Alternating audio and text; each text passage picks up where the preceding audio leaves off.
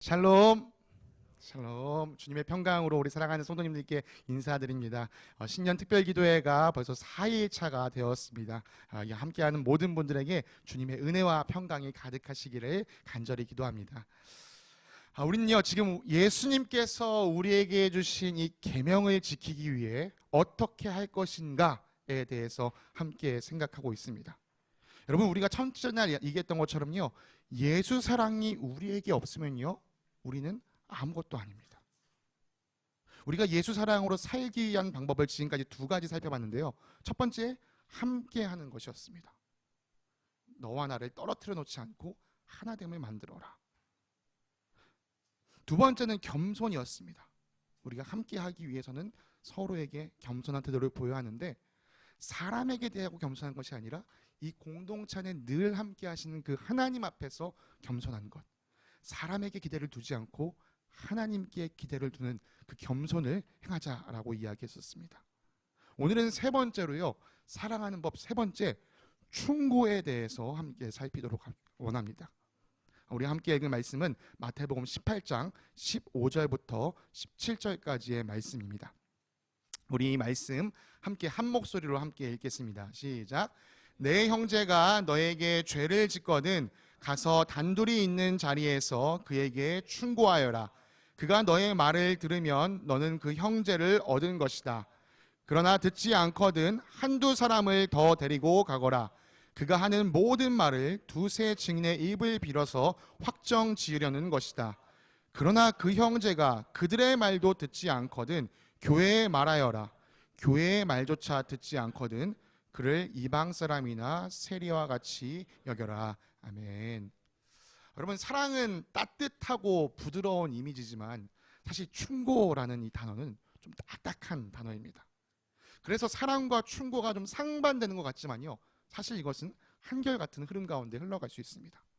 제가 아직 자녀를 낳아서 키우지 않았지만 자녀를 낳아서 키워보신 분들은 아실 거예요. 내가 자녀를 사랑하기 때문에 때로는 자녀에게 단호하게 대할 때가 있습니다. 여러분, 일반적으로 사랑은 부드럽고 따뜻하지만 마냥 부드럽지만은 않습니다. 오늘 우리가 그래서 이 사랑하는 법 세 번째, 충고에 대해서 함께 살펴보기 원합니다. 오늘 말씀을 나누기 전에 한 가지를 좀 짚고 넘어가겠습니다. 오늘 15절에 보시면요, 이 너에게라는 단어가 이 큰 대괄호 안에 들어있는 것을 여러분 보실 수 있을 겁니다. 성경을 종종 읽으시다 보면은 이렇게 왜 여기 괄호가 쳐 있지? 이런 부분이 있는데요. 이 괄호가 쳐 있는 부분은 이 생략해서도 읽을 수 있는 부분입니다. 오늘날은 이제 복사기가 있어서 어떤 책을 복사할 때 우리가 쫙쫙쫙 복사하지만 옛날에는요, 성경을요 일일이 사람들이 써갔습니다. 그러니까 어떤 사본에 보면은, 어떤 사람이 쓴 사본에 보면은 여기에 너에게라는 단어가 들어있기도 하고, 또 어떤 사람이 쓴 걸 보면은 거기에는 이 너에게라는 단어가 빠져 있기도 합니다.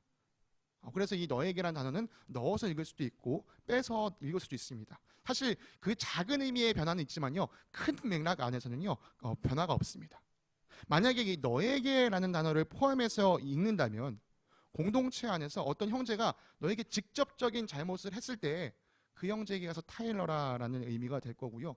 만약에 여기서 이 너에게를 빼고 읽는다면 너에게 직접적인 해를 가하지 않았어도 공동체 안에서 어떤 형제가 잘못한 것을 보거든 그 형제에게 가서 타일러라라는 말이 되기 때문에 여러분, 큰 맥락에선 차이가 없습니다. 그렇지만요, 저는요 이 말씀, 이 본문이 있는 전체적인 맥락, 이 마태복음 18장의 전체적인 맥락을 생각했을 때는 이 너에게라는 단어를 빼고 읽는 것이 더 좋겠다라는 생각을 합니다. 다시 말해서 이 공동체 안의 지체가 그리스도인으로서 명백한 잘못을 저지른 일을 봤을 때 너는 가서 충고해라, 이렇게 이해하면서 오늘 본문을 함께 읽기 원합니다. 오늘 본문이 담긴 이 마태복음 18장에는요 죄와 또 그 죄를 어떻게 처리할 것인가에 대한 이야기가 기록되어 있습니다. 마태복음 18장은 이런 제자들의 질문으로 시작합니다. 하늘나라에서 가장 큰 자가 누구입니까? 제자들은요 하늘나라에서조차 큰 자가 되고 싶었어요. 참, 이 제자들 이 마음, 사실 우리 마음이랑 똑같죠. 우리도 이 세상에서 큰 자가 되기를 얼마나 원합니까? 제자들은 큰 자가 되기를 원했어요. 하늘나라에서 도대체 누가 큰 자입니까? 근데 예수님은 대답하십니다. 이 어린아이와 같이 자기를 낮추는 자가 하늘나라에서 큰 자가 될 것이다. 이 어린아이와 같이. 그러면서 예수님은요, 이 자기를 낮추는 자, 이 낮은 자, 작은 자의 개념을 붙잡으면서 그 다음 말씀을 이어가셨습니다. 너희가 이 공동체 안에서 이 작은 자 하나를 넘어지게 하면 차라리 그렇게 넘어지게 하는 것보다 너의 목에 연자맷돌을 매어서 깊은 바닷속에 빠지는 것이 나을 것이다. 아주 두려운 말씀하십니다. 여러분, 이게요 진짜로 너 빠져 죽어라 이런 말이 아니에요. 강력하게 경고하시는 거예요. 공동체 안에서 작은 자를 넘어뜨리는 일, 그거 정말 조심해야 된다라고 예수님께서 강하게 말씀하시는 겁니다. 그리고 이 넘어지지 않게 해라라는 이 다시 연결고리를 이어서 그 다음에 예수님 또 이렇게 말씀하십니다. 너의 손이, 너의 발이, 너의 눈이 너를 범죄하게 하거든, 너를 걸어 넘어뜨리거든, 걸어서 넘어뜨린다는 게 범죄한다는 뜻이거든요. 너를 범죄하게 하거든 차라리 그 지체를 없애버려라.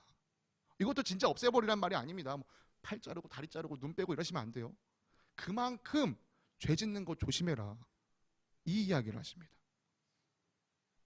자 보세요. 큰 자가 누굽니까 했을 때 작은 자가 큰 자가 된다. 그 작은 자라는 개념을 가지고 그 작은 자도 넘어뜨리지 말아라, 넘어뜨리게 하지 말아라. 그리고 넘어뜨리지 말라는 그 말을 가지고 너도 넘어지지 않게 조심해라, 이 말씀을 예수님께서 하셨습니다. 그리고 이어서 하신 예수님의 말씀이 무엇이냐? 바로 잃은 양의 비유입니다. 어떤 사람이 100마리 양이 있다고 치자. 근데 그 중에 한 마리 양을 잃어버렸어. 그럼 이 목자가 데리고 있는 99마리의 양을 두고 그 한 마리 양을 찾아 달려나가지 않겠느냐? 그리고 그가 찾은 한 마리 양을 인하여 99마리가 아니라 그 한 마리로 인하여 기뻐하지 않겠느냐? 이 이야기를 합니다. 그러면서 이런 말씀하십니다. 이게 하나님 마음이야. 작은 자 하나도 잃어버리지 않는 게 하나님이 원하시는 뜻이야. 작은 자를 잃어버리는 것은 하늘에 계신 너희 아버지의 뜻이 아니다 라고 예수님은 단호하게 얘기해 주십니다. 한 사람도 잃고 싶지 않은 아버지의 마음, 한 양도 잃고 싶지 않은 목자의 마음을 이야기하면서 그 다음 오늘 우리가 읽은 본문이 이어지고 있습니다. 이런 맥락 때문에요, 저는 이 15절 안에 있는 너에게는 생략하고 읽는 것이 좋다라고 생각합니다. 나에게 직접적인 해를 끼치지 않는다고 할지라도 형제가 그리스도인답게 살지 않는 것을 발견하면 그 사람을 좀 붙잡아줘라, 이렇게 이해해야 합니다. 네, 형제가, 자매가 길을 잃은 양이 되기 전에 너가 빨리 그 자리를 붙잡아라, 돌이키게 만들어라, 이런 얘기를 하고 있는 것이죠. 여러분, 여기서 말하는 충고는요, 단순히 다른 사람의 잘못을 지적하고 비판하는 것이 아닙니다. 상대방을 향한 따뜻한 관심으로, 저 사람이 저 나쁜 길로 가면 저거 멸망의 길인데 이걸 안타까워하면서 저 사람을 붙들어주는 것이 충고입니다. 갈라디아서에서 바울은 이렇게 이야기합니다. 형제자매 여러분, 어떤 사람이 어떤 죄에 빠진 일이 드러나면 성령의 인도하심을 따라 사는 사람인 여러분은 온유한 마음으로 그런 사람을 바로잡아주고 자기 스스로를 살펴서 유혹에 빠지지 않도록 조심하십시오. 또 예수님의 동생 야고보는 이렇게 이야기했습니다. 나의 형제자매 여러분, 여러분 가운데서 진리를 떠나 그릇된 길을 가는 사람이 있을 때에 누구든지 그를 돌아서게 하는 사람은 이 사실을 알아두십시오. 죄인을 그릇된 길에서 돌아서게 하는 사람은 그 죄인의 영혼을 죽음에서 구할 것이고 또 많은 죄를 덮어줄 것입니다. 내 사랑하는 형제가, 내 사랑하는 자매가 나쁜 길에 들어서지 않도록, 나쁜 길에 들어가서 멸망에 이르지 않도록 우리가 마땅히 걸어야 하는 이 의의 길, 십자가의 길에 함께 서서 이 영생을 누리며 살 수 있도록 정신 차리게 해주는 게 바로 충고입니다. 여러분, 이 충고는요, 내 생각에 옳은 대로 얘기하는 것이 아니고요, 성령의 인도하심을 받아서 하는 겁니다. 그래서요, 우리가 무엇인가 누구에게 충고해야 한다라고 할 때는요, 우리의 기준은 반드시 하나님의 말씀 안에 있어야 돼요. 내 생각에는 저렇게 하는 건 옳지 않아, 이렇게 얘기하는 게 아니고요, 하나님 말씀에 비추어 봤을 때 이것은 옳지 않은 것 같은데, 그럴 때 충고할 수 있는 거예요. 내 생각에 옳은 대로 충고하면 어떤 일이 일어나죠? 어제 살펴본 대로 말다툼이 일어납니다.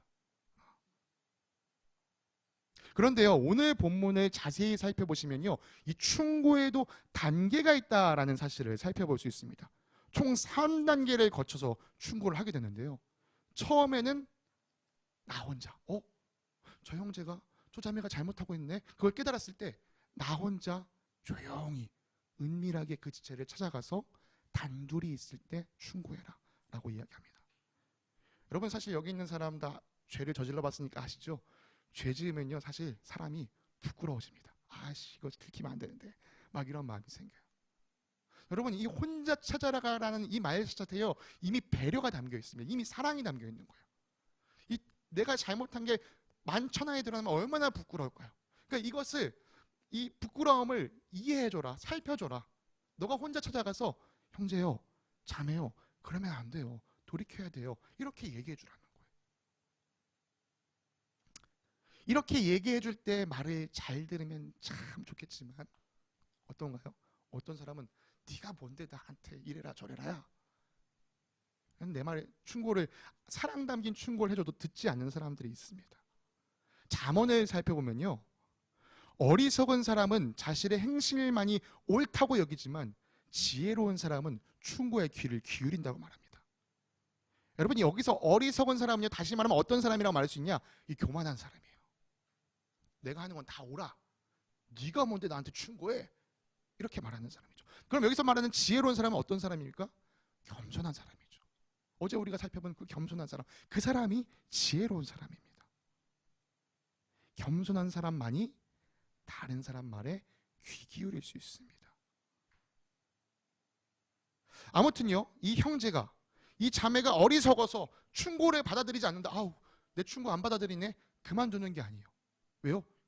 붙들어야 되니까. 이 잘못된 길로 가면 망하니까 붙들어줘야 되니까. 그래서 이제는 어떻게 합니까? 몇몇 사람을 데리고 갑니다. 한두 사람을 더 데려가서 증인을 세웁니다. 이게 어떤 건가요? 지금 이 형제에게 내가 당신에게 한 충고는 나만의 생각이 아니에요. 믿음의 형제들이 함께 가지고 있는 생각이에요. 우리가 믿는 믿음 안에서는 그렇게 행하는 게 아니에요 라는 것을 몇몇 사람으로 증거해 주는 겁니다. 물론 이 몇몇 사람들에게 더 이 잘못이 드러난다는 게 창피한 일이겠지만요, 부끄러운 일이겠지만요, 여러분, 이 잠깐의 창피, 이 잠깐의 부끄러움을 당하는 게 낫습니다. 계속 잘못된 길로 가서 멸망을 당하는 것보다는 잠깐 부끄러운 게 낫습니다. 그러니까요, 두세 사람을 데려가서라도 그 사람이 돌이키게 만들어라 라고 이야기해 주고 있는 거예요. 여기서 돌이키면 참 좋으련만 어떤 어리석은 사람은 끝까지 듣지 않습니다. 니들이 뭔데 나한테 그렇게 충고해? 그때 예수님은 마지막으로 교회에 이 사실을 알려서 이 사실을 바로잡게 해줘라 라고 이야기합니다. 우리가 당신에게 하는 이 충고는 소수의 몇 사람의 의견이 아니라 모든 신앙 공동체가 그렇게 생각하고 있는 겁니다 라는 사실을 분명하게 알려주라는 것이죠. 이렇게 교회가 잘못한 사람을 가르치는 것, 다스리는 것을 우리는 권징이라고 말합니다. 아마 거의 권징이라는 단어 들어보신 적이 없으실 겁니다. 사실 권징하는 거 보신 적도 한 번도 없으시리라 생각합니다. 오늘날요, 교회에서 이 권징의 기능이 거의 발현되지 않습니다. 권징이 사라졌습니다. 이건 정말 안타까운 현실입니다. 2단계, 권징의 단계까지 오기 전에 이 두세 사람의 충고를 들었기 때문에 권징할 필요가 없는 것이라면 그나마 다행인데요, 그게 아니라 권징할 일이 분명히 있음에도 불구하고 권징이 일어나지 않기 때문에 정말 안타까운 일이라는 것이죠. 그렇다면 도대체 왜 이 기능이 교회에서 사라지게 됐을까요? 참 부끄럽습니다만 저를 비롯한 많은 목회자들이 이런 두려움을 갖습니다. 괜히 교회가 권징을 했다가 마음 상해서 다른 교회 나간다 그러면 어떡하지? 마음 상하지 않게 그냥 잘 구슬려 봐야겠다. 또 잘못한 성도들은 이렇게도 생각합니다. 내가 다닐 교회가 여기밖에 없어? 여기만 교회야? 열린 게 교회야. 다른 교회 갈 수 있어. 여러분, 이건요, 목회자도 성도도 교회가 뭔지 제대로 알지 못하기 때문에 일어나는 일이에요. 성경은요, 교회가 그리스도의 몸이라고 우리에게 말합니다. 여러분, 우리는요, 두 몸이 아니라 한 몸입니다. 여러분, 충치가 생겼을 때 그 충치 방치하는 건요, 이 치아 건강을 더 나쁘게 만드는 일입니다. 이 충치가 번지지 않게 상한 부위를 빨리 치료해 줘야 됩니다. 그럼 어떤 치과 의사가 환자를 보고서 충치 치료하자 그러면 아프다고 우리 병원 안 오겠지? 아유 그냥 조용히 살살 이 스케일링만 해서 보내줘야겠다. 여러분 이렇게 말하는 의사가 어디 있습니까? 그럼 만약 목회자가요 교회 안에 있는 죄악을 바라보고서도 그것을 방치한다면요 그것은 직무를 유기하는 것입니다. 한편 교회가 여기 하나뿐이야? 여기 아니어도 다닐 교회 많아? 이렇게 생각하는 것 역시요 교회가 몸이라는 것을 제대로 알지 못하는 현상입니다. 마음에 들지 않는다고 해서 몸의 지체가 그 몸을 떠나서 살 수 있습니까? 그럴 수 없습니다. 여러분 엊그제 말씀드린 것처럼요 지금 제 좌측 몸이 말을 잘 듣지 않습니다. 말썽을 피우고 있어서요 우측 몸이 엄청 고생을 하고 있습니다. 그렇다고 해서 제 오른다리가 제가 자고 있을 때 저 왼다리 놈이 나을 기미가 안 보이네. 짜증나. 나 힘들어서 더 이상 못 해먹겠다. 내가 이 몸에서 나가야지 하고 나갈 수 있나요? 그럴 수 없습니다. 오른다리가 몸에서 떨어져 나가는 순간 이 다리는 생명력을 잃어버릴 뿐입니다. 여러분 우리 몸이 하나이듯이요 교회에서는 하나됨이 너무나도 중요합니다. 물론 오늘날 사회가 예전에 비해서는 많은 변화를 겪는 사회입니다. 예전에는 한 마을에서 태어나면 평생 죽을 때까지 그 마을에서 사는 경우가 많았습니다. 그렇지만 오늘은 윤수처럼 학업 때문에 혹은 어떤 사람처럼 직장 때문에 이 타 지역으로 옮겨가는 일들이 빈번하게 일어납니다. 그렇게 되면 자연스럽게 이 삶의 터전이 옮겨가면서요 내가 있던 지역을 떠나는 경우들도 종종 발생하게 됩니다. 이런 경우에는 어쩔 수 없이 교회를 옮기기도 합니다. 사도행전을 보면요 이 브리기스길라와 아굴라 이 부부가요 로마에 살고 있었는데 로마 정부의 정책 때문에 어쩔 수 없이 고린도로 이사를 가게 됐습니다. 로마 교회에 있던 이 사람들이 고린도에 이사 와서 고린도 교회의 일원이 되었습니다. 그럼 제가 드리고 싶은 말씀은 교회가 몸이기 때문에 무슨 일이 있어도 절대로 떠나서는 안 된다 이걸 말씀드리는 것이 아니고요 우리가 한 몸이라는 점을 명심하면서 함께 하기를 붙어있기를 힘써야 한다는 점입니다. 우리가 이 교회를 떠날 수 있을 때는 언제냐? 주님께서 여러분에게 너 이제 다른 곳으로 갈 때가 됐어 난 분명한 확신을 주실 때 그때 외에는 우리가 이 교회를 떠날 수가 없습니다. 저는 이런 점에서요 우리 강승현 목사님께서 참 좋은 본을 보여주시고 계신다라고 생각합니다. 여러분 매 주일마다 예배 마치고 또 초원 마치고 나면 늦은 오후가 되는데요 늦은 오후가 되면 그때 돼서야 강승현 목사님이 2-3시간 되는 거리를 차를 운전해서 또 지방으로 내려가십니다. 당직 근무 때문에 어쩔 수 없는 경우를 제외하고는 먼 길을 왔다 갔다 하는 것을 마다하지 않고 함께 모이기를 힘써 주십니다. 여러분 사실 저는요 그 모습을 볼 때마다 굉장히 위로가 돼요. 정말 우리 목사님이 교회를 사랑해 주시는구나. 여러분 교회를 중요하게 여기는 마음 때문에 이런 헌신이 가능한 것입니다. 오늘날 교회의 의미를 교회의 무게를 가볍게 여기는 사람들이 많아진 탓에 교회 안에서는 이 권징의 기능이 거의 사라졌습니다.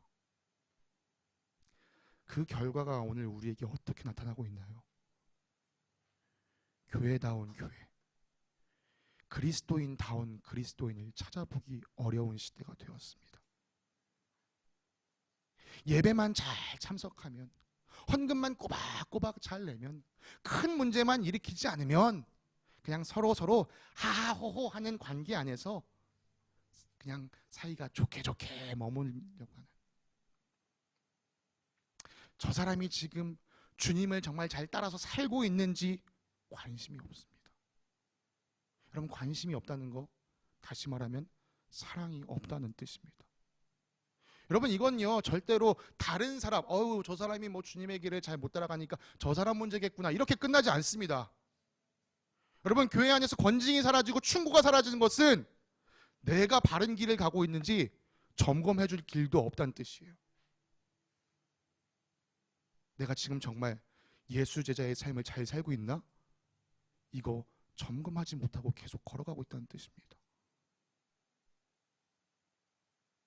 우리 모두가 길을 잃은 양이 될 처지에 놓여 있는 것이죠. 사랑하는 성도님들,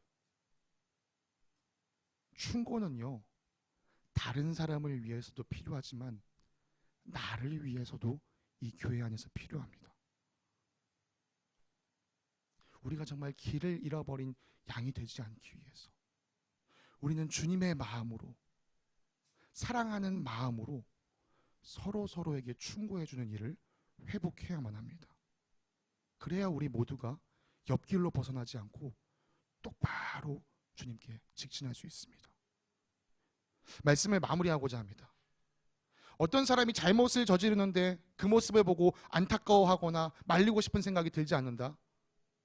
그건 내가 그 사람에게 대한 사랑이 없기 때문입니다. 내가 정말 사랑하는 사람이 잘못된 길을 가는 것을 본다? 그것을 절대 그냥 놔둘 리가 없습니다. 지금 당장은 내가 좀 따가운 말을 해서 그 사람의 감정이 좀 상하게 된다 할지라도 그 사람이 생명에 얻는 길을 걷게 하기 위해서 그 따가운 말을 잠깐 던질 수밖에 없습니다. 잠깐 감정이 상하는 것이 멸망으로 가는 것보다 낫기 때문이죠.